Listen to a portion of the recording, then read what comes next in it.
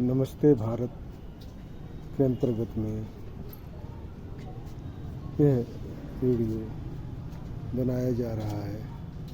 सभी माताओं बहनों के लिए यह शुभ संदेश प्राप्त हो और उनके जीवन में मंगलमय आए और उनका सफल यह पूजन कार्यक्रम हो और उनका सभी मनोकामना पूर्ण हो। इस रूप में यह कार्यक्रम किया जा रहा है। भगवान उनकी मनोकामना को पूर्ण करें। यह शुभ संदेश सबके लिए।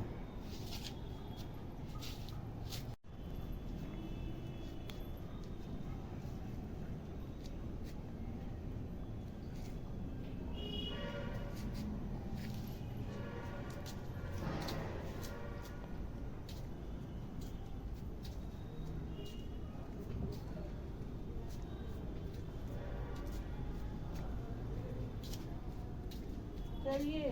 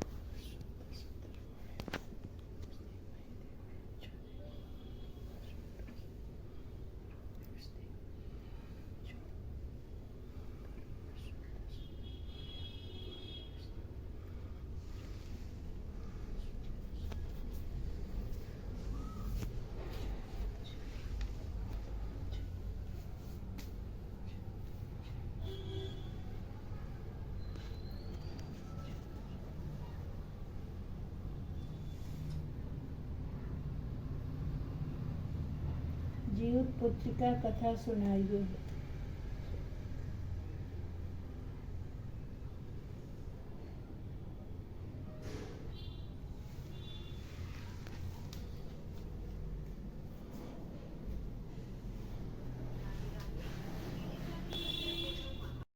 राजा थे। जीवत्वाहन शासक बनने से संतुष्ट नहीं थे और परिणाम स्वरूप उन्होंने अपने भाइयों को अपने राज्य की सभी जिम्मेवारियां सौंप दी और अपने पिता की सेवा के लिए जंगल में चले गए। एक दिन जंगल में भटकते हुए उन्हें एक बुढ़िया विलाप करती हुई मिली। उन्होंने बुढ़िया से रोने का कारण पूछा। इस पर बुढ़िया ने बताया कि वह सांप के अर्थात नागवंशी परिवार से है और उसका एक ही बेटा है। एक शपथ के रूप में हर दिन एक सांप पक्षीराज गरुड़ को चढ़ाया जाता है और उस दिन उसके बेटे की बारी थी। उसकी समस्या सुनने के बाद जीवत्वाहन ने उन्हें किस तरह जीवित रहेंगे, इसके लिए कोई व्रत या तप हो तो आप कृपा करके हमसे बतलाइए। इस तरह उनकी बात को सुनकर गौतम जी बोले कि आपसे मैं वही बात कहूँगा जो मैंने पहले से सुन रखा है।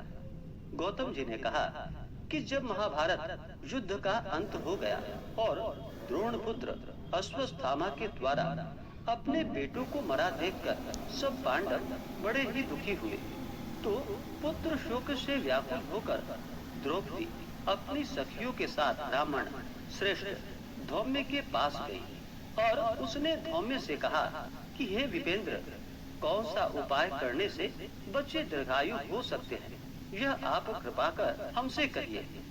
धौम्य बोले कि सतयुग में सत्य वचन बोलने वाला, सत्याचरण करने वाला समदर्श जिमूत वाहन नामक एक राजा था।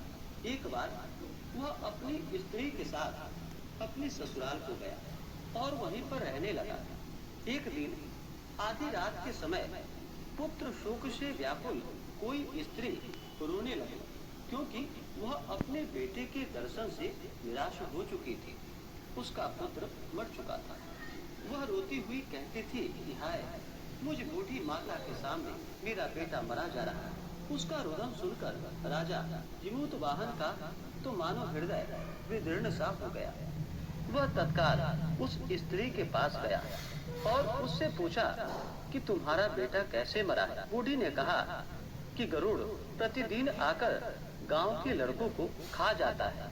इस पर उस दयालु राजा ने कहा कि माता, अब तुम रो मत, आनंद से बैठो, मैं तुम्हारे बच्चे को बचाने का यत्न करता हूँ। ऐसा कहकर राजा उस स्थान पर चला गया जहाँ पर कि गरुड़ आकर प्रतिदिन मांस खाया करता था। उसी समय गरुड़ भी उस पर टूट पड़ा और मांस खाने लगा। जब अतिशय तेजस्वी गरुड़ ने राजा का बायां अंग को खा लिया तो झटपट राजा ने अपने दाहिने अंग फेर कर गरुड़ के सामने कर दिया। यह देखकर गरुड़ जी ने कहा कि तुम कोई देवता हो, कौन हो? तुम मनुष्य तो नहीं जान पड़ते। अच्छा, अपना जन्म और कुल बताओ। पीड़ा से व्याकुल मन वाले राजा ने कहा कि हे पक्षीराज, इस तरह के प्रश्न करना व्यर्थ है। तुम अपनी इच्छा भर मेरा मांस खाओ। यह सुनकर गरुड़ रुक गए और बड़े आदर से राजा के जन्म और कुल की बात को पूछने लगे। राजा ने कहा कि मेरी माता का नाम शैब्या है और मेरे पिता का नाम शालिवाहन है।